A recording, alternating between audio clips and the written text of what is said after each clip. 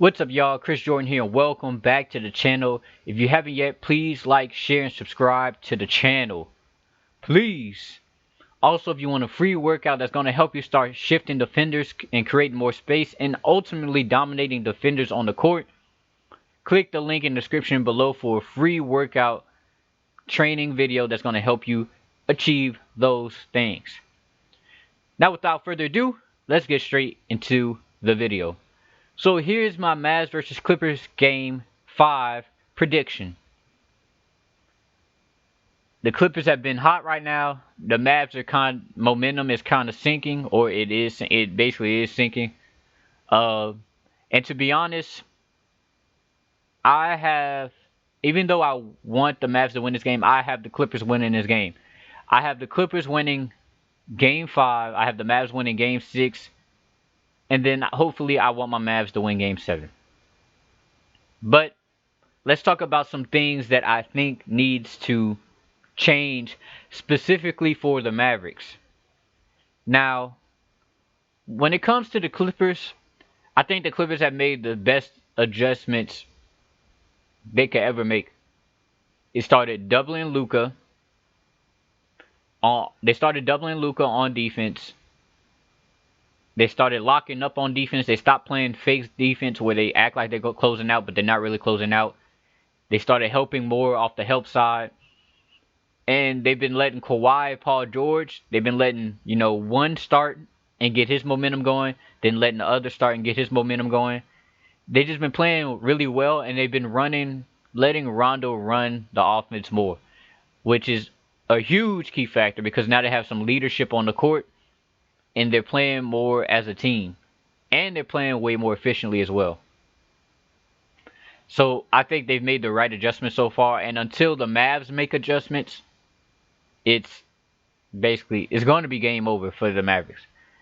Now, let's talk about the Mavericks. So, here's some things that I think the Mavericks need to do, which I did like in Game 4. The Mavericks need to, when it comes to their starting lineup, I think they need to go big from the start. I think Keebler, or however you say his name, he needs to start at the 4, and Boban needs to start at the 5. Now, the reason I say that is because since Kristaps is playing soft, you might as well start Boban at the 5 and try to get him to post up on these, on the defenders like Zubac. Now, he's taller than Zubac. He may not be as skilled, but just his height alone and him being able to float it up over Zubac and other defenders will make it easier for the Mavs to score inside without having to rely so much on Luka to score. Now, ultimately as well, if you start Boban, and he starts scoring. Now, I'm not asking for 25 points. Just to have him be aggressive down low, they're going to have to foul. And eventually, they're going to have to help down low, which will allow him to kick it out to someone like Tim Hardaway, Finney Smith, or Luka. Just to get easy buckets. For example, people think that in order for, the three-point line to open up, you have to drive. But back then, one of the greatest ways to score and to get three-point lanes to open up or get easy three-point shots was not just to drive to the lane, but to also post up and become so much of a force down low that it forces the help. So I think they need to do that with Boban.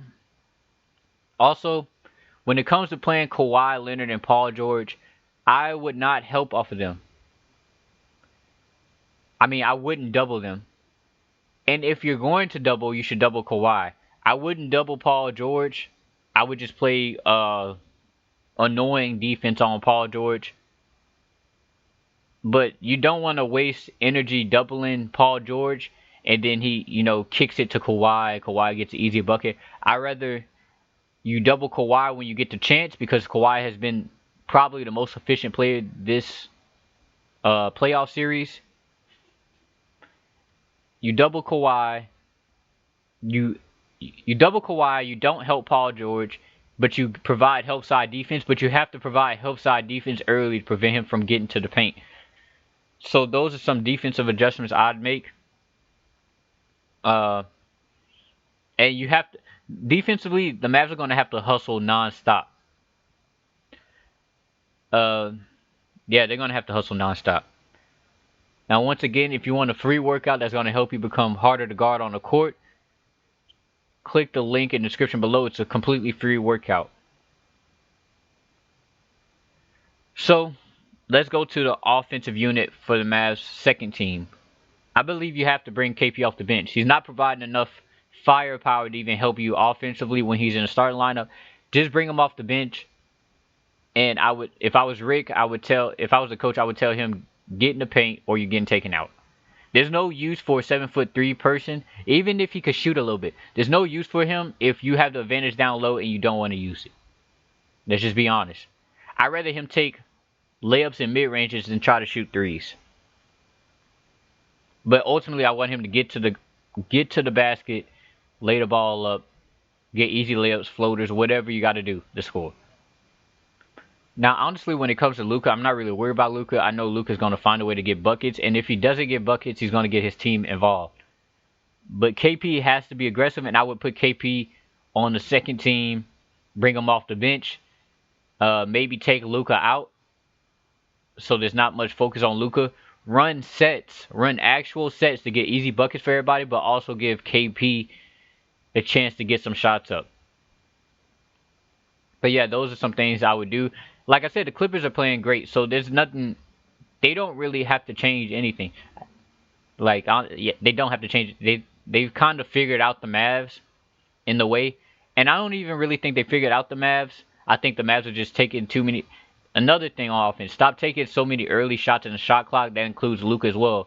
Even if Luka's hot, if he can, get up on the scoreboard above the Clippers and not take early shots, even if he's hot, but slow the game down, try to get easy buckets, I think that would be way more effective because now that puts the defense actually on the defense. They don't have to, if they're waiting for you to shoot a fast bucket, they're not really playing defense because as soon as you shoot the shot up, 5 seconds of the shot clock, they're back on offense.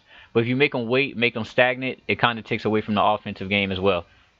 So those are some things I think could help the Mavs. But ultimately, I think the Clippers are going to win Game 5. I think the Mavs are going to win Game 6, and I'll talk about Game 7 next time. But that's it.